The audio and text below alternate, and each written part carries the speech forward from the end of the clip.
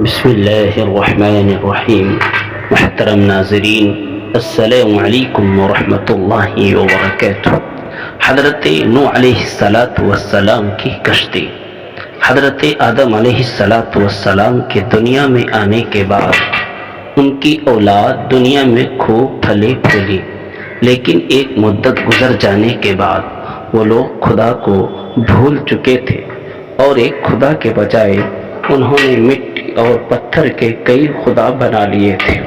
نہ صرف ان کی عبادت گاہیں بتوں سے بھری پڑی تھی، بلکہ ہر گھر میں بت رکھے ہوئے تھے جن کی وہ پوجا کیا کرتے تھے اور ان سے مرادیں مانگا کرتے تھے. حضرت نوح علیہ السلام نے اپنی قوم کو اللہ تعالیٰ کے احسانات جتلا کر سیدھے راستے پر چلنے کی تلقین کی اور اس بری راہ سے منع فرمایا جس پر وہ لوگ چل رہے تھے، اور ان کو یہ بھی بتا دیا کہ اگر تم بتوں کو چھوڑ کر ایک خدا کی طرف رجوع نہ ہوئے تو تم پر عذاب نازل ہونے کا خطرہ ہے، اور کہا کہ مجھے اللہ نے تمہاری طرف اپنا رسول بنا کر بھیجا ہے. اس پر ان لوگوں نے حضرت نوح علیہ السلام کا تمسخر کیا، مذاق اڑایا اور کہا بھلا یہ بتاؤ کہ تم نبی کیسے بن گئے ہو؟ تم تو ہمارے جیسے گوشت پوست کے بنے ہوئے ہو اور ہم میں ہی پیدا ہوئے ہو. تم میں ایسی کون سی چیز ہے جس سے ہم تمہیں نبی سمجھے؟ اور اگر خدا کو نبی ہی بھیجنا تھا تو وہ کسی فرشتے کو نبی بنا کر بھیج دیتا. حضرت نوح علیہ السلام نے اپنی قوم کو اللہ کے احسانات جتلائے اور کہا تم کو چاہیے کہ ان بیکار بتوں کی پرستش چھوڑ کر ایک خدا کی عبادت کرو، اور میں اس کی تم سے کوئی اجرت نہیں مانگتا. تمہاری ہی بھلائی کے لیے تم کو نصیحت کرتا ہوں. حضرت نوح علیہ السلام نے کوئی 950 سال تک اپنی قوم میں وعظ و تبلیغ کی اور کوشش کی کہ وہ خدائے واحد کی سچے پرستار بن جائے، مگر ان پر کوئی اثر نہ ہوا، بلکہ حضرت نوح علیہ السلام کو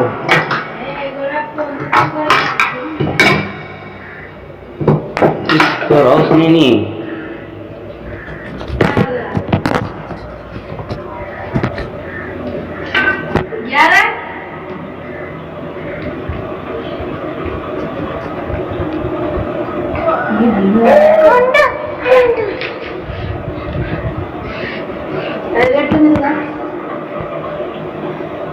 کیا چلا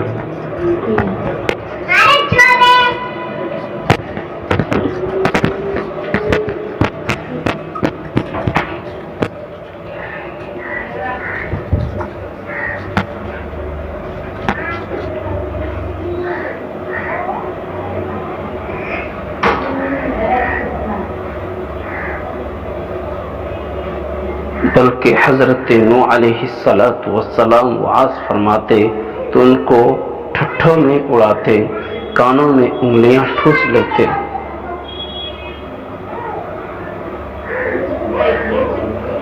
حضرت نوح علیہ السلام کا تمسخر اڑایا اور کہا بھلا یہ بتاؤ کہ تم نبی کیسے بن گئے ہو؟ تم تو ہمارے جیسے گوشت پوشت کے بنے ہوئے ہو اور ہم ہی میں پیدا ہوئے ہوں. تم میں ایسی کون سی چیز ہے جس سے ہم تمہیں نبی سمجھے؟ اور اگر خدا کو نبی بنانا ہی تھا تو وہ کسی فرشتے کو نبی بنا کر بھیج دیتا.